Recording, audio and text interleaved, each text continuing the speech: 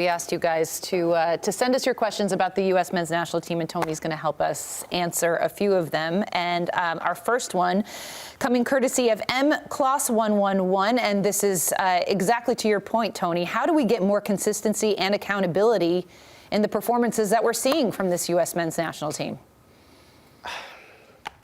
Oh boy, that's a loaded one, right? Well, we think we have the players, right? We're talking about this as our golden generation, and I'd love to believe that this is a golden generation. What I don't want to say, again, now my focus is the World Cup, right? So I'm already fast forwarding 2 years ahead in my brain.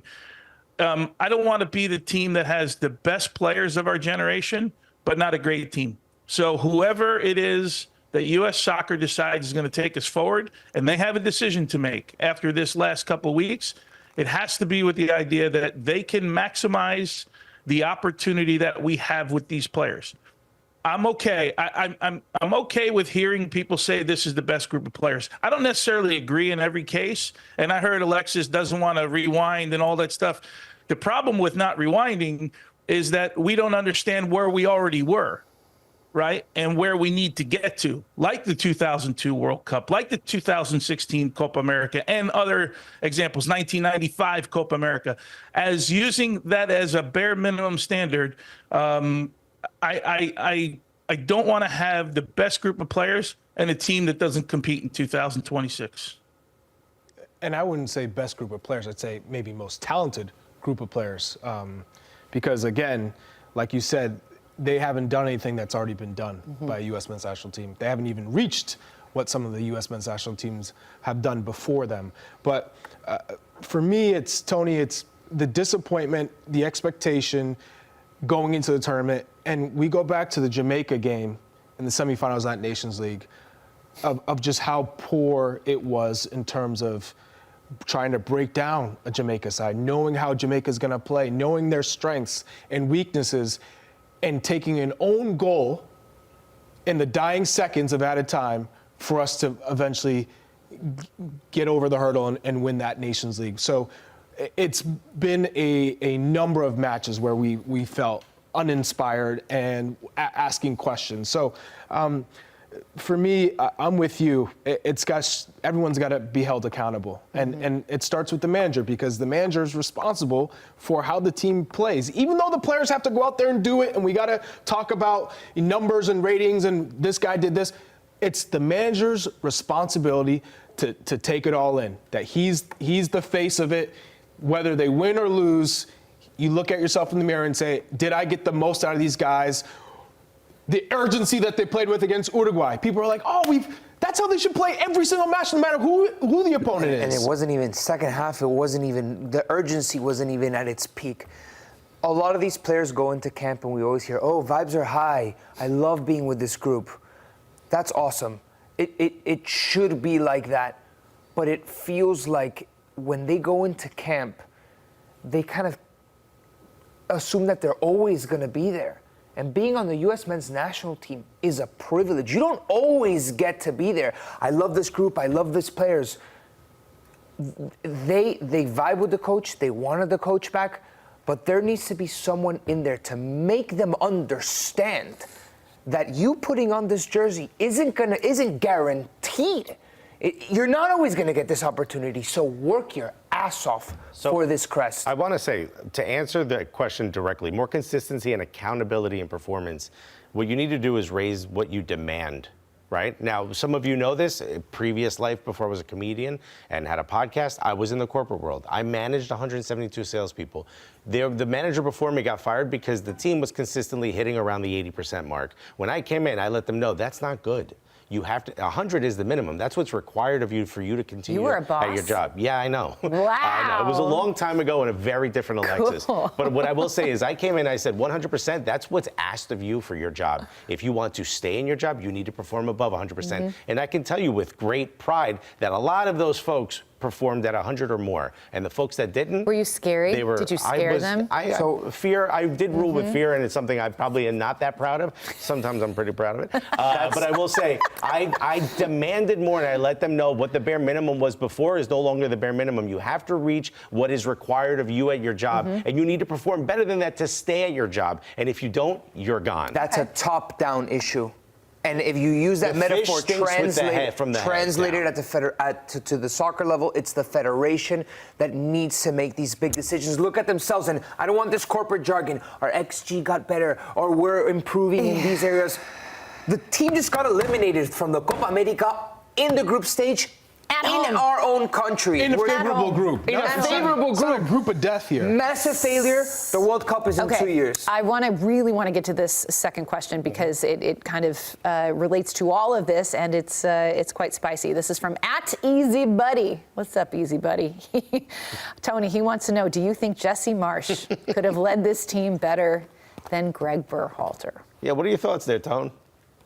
Yeah, I don't. The answer is I don't know. I don't know who the guy is that can lead this team because it doesn't always have to be a name. I know the one name that's been sexy for the last 10 hours has been Jurgen Klopp, right? I mean, he's available, right? I don't know that we're getting a guy like this, but it's got to be the right guy. Because look, when you think about world managers, just think about Argentina, right? Who's in this kind? Did anyone know Lionel Scaloni before this? Nobody, not even Argentines. Exactly. You would know better than anybody. It's not like it doesn't have to be a name. Did anyone know Xavi Alonso was going to be a good manager?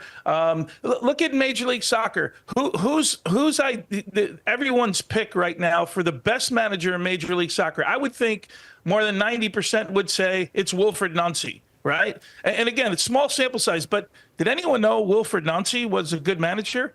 It's about picking the right person who has the right ideas for this team. And don't tell me about the test, like the test that everybody has to take, especially when you're the guys who wrote the test. And now all of a sudden, that's the guy that's leading the national team. Again, I'm not the guy to fire national team or any coach for that matter, and I always judge at the end.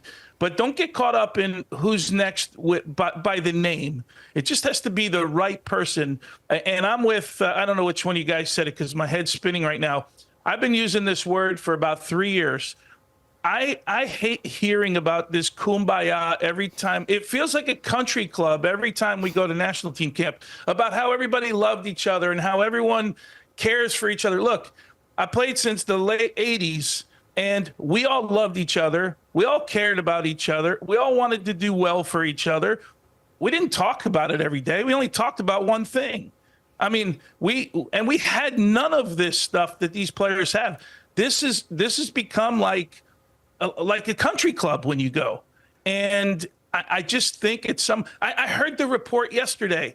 Can you imagine they were talking about John Strong? They said something to the effect that U.S. soccer officials are fully aware that the U.S. didn't get the best locker room in the stadium last night. I don't know if you guys heard that. No, that's I can't believe that was even a thing. Yeah. And I'm thinking to myself, so they didn't get the best locker. We were lucky we got a locker room. We were lucky we didn't change on the bus. Yeah. Who was it? Wasn't it? They had benches. Wasn't there a team that had the U.S. national team like on those plastic lawn chairs in a hallway? Tony was at the start of all this. Mm-hmm. They didn't even know what a locker room was. They had to get the coyotes out of there before the team got changed. Tony hits on something with the test that they put potential prospects through to decide a manager, which they made. Jesse Marsch, I think he shed some light on that. Man, you think Fernando Carro at Bayer Leverkusen made Xabi Alonso take a test along with all the other candidates? This isn't a corporate hire. You're not hiring your next CEO for your Fortune 500 company. This is soccer. It's not that complicated. It's not that there's not so much minutia in having a. Do you see in this candidate a vision for your federation? That is all of this BS with this test and this stuff. Like, man, feeling. It's about vision. It's about leadership from a soccer perspective, and maybe legally in the United States because it's a non-for-profit. We have to put them through a test and stuff like that. Then our structure is messed up. It's flawed. Because in the rest of the world, you think they put Scaloni through a test? You think they put Pep Guardiola through a test when he Correct was me if I'm coming wrong. up? Wasn't Scaloni a caretaker manager when he first stepped into the job? Scaloni was in the youth system. Okay. Wasn't Garrett Southgate also kind of the same thing, right? He kind of took over the job without the promise of it being long term. Sometimes you find those gems. Sometimes you do. And it doesn't take a test to find that. Yeah. But that's on the leadership. This Yeah. again, we're not running a company. This is 'cause soccer's not. It's not corporate. Soccer doesn't care for corporate. There are rules that bend and break around social and professional structures.